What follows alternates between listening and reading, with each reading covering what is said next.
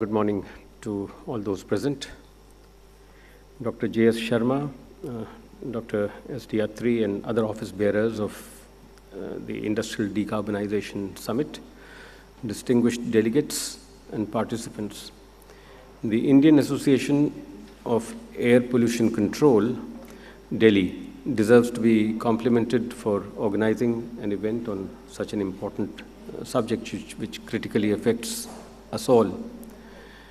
Now, hopefully, the talks and discussions today will help in improving our understanding, leading to effective policy push, and building a climate for accelerated change towards low-carbon energy systems.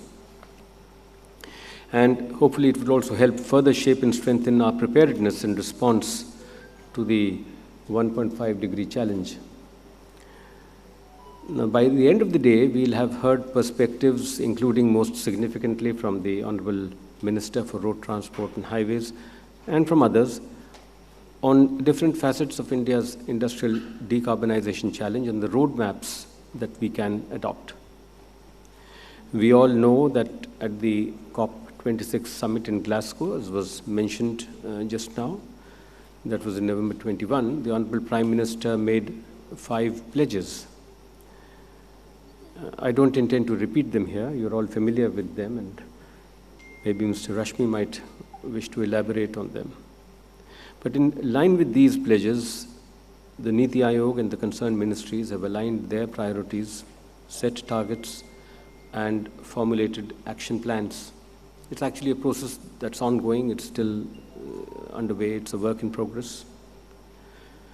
It's heartening, for instance, that the Niti Aayog has started to work on a State Energy and Climate Index.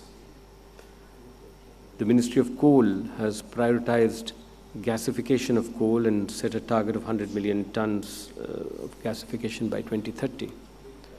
The Ministry of Power is pushing itself to increase the share of renewable energy in our energy mix and to make the agriculture sector diesel-free eventually. Ministry of Road Transport and Highways is gearing itself to overcome a big challenge, since the road transport sector accounts for almost half the consumption of oil products in the country. Fortunately, the ministry has drawn up some ambitious plans. Ministry of New and Renewable Energy is working on performance-linked incentives, a PLI plan for manufacture of solar PV modules in India, and on a national wind solar policy and on the national hydrogen policy. Ministry of Heavy Industries has prioritized electric vehicles for adoption and production of green steel, with the Union government planning to launch a comprehensive green hydrogen mission. The Office of the Principal Scientific Advisor commissioned a comprehensive life cycle well-to-wheels analysis studying different propulsion technologies in the Indian context. Ministry of Jal Shakti, through its Govt scheme and other initiatives, is doing its bit, even as the Ministry of Environment and Forests and Climate Change is working on expansion of forest cover, apart from attention to plastic e-waste and management of disposable plastics.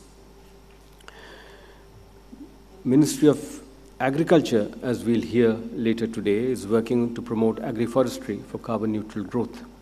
Now, this is by no means an exhaustive list. In the private sector also, we are witnessing significant initiatives, especially in the automotive and steel sectors. So different agencies are getting together. Now, these actions are encouraging.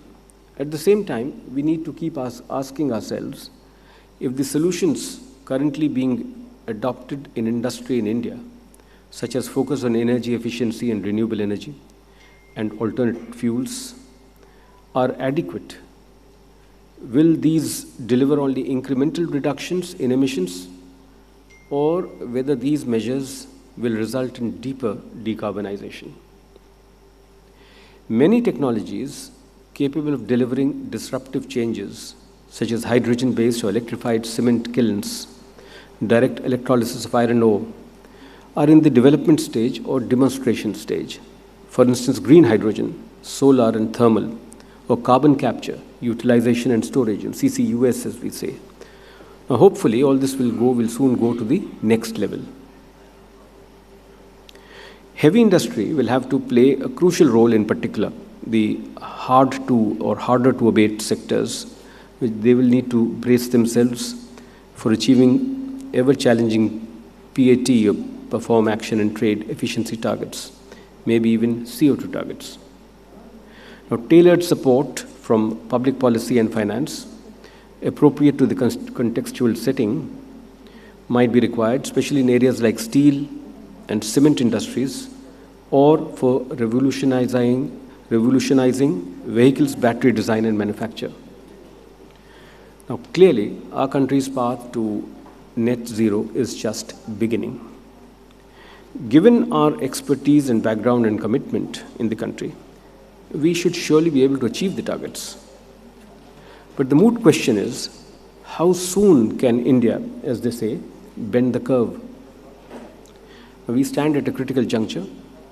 Transformative thinking and policy support is required from government, and transformative action is required, especially in industry, be it the private sector or the public sector. So there is quickly need to decarbonize industrial sectors such as steel making. Half the potential contribution to the 2030 reduction goal can come from the private sector alone. But this cannot be achieved in a business as usual scenario. We will need a clearly charted path to net zero. We require a comprehensive sectoral decarbonization framework, a roadmap for the entire industry. We can measure ourselves against some sector roadmaps that do exist.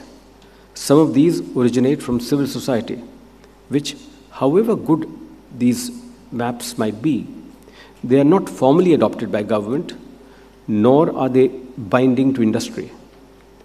And importantly, these roadmaps have to be made in India and not imposed from outside.